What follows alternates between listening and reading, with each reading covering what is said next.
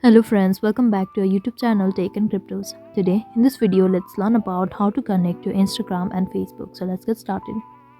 You can get started with Facebook or Instagram, any of them.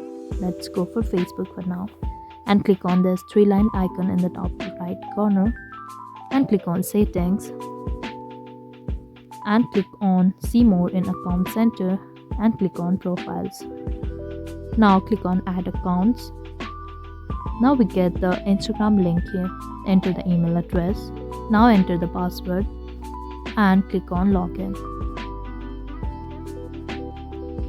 Now click on save information and confirm your account.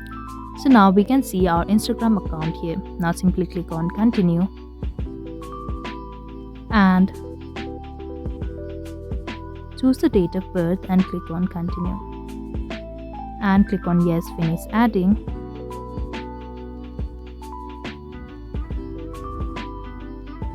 And it's done. So this is all we need to do to connect our Instagram account with Facebook. I hope you liked the video. Please do like and subscribe. Thanks for watching.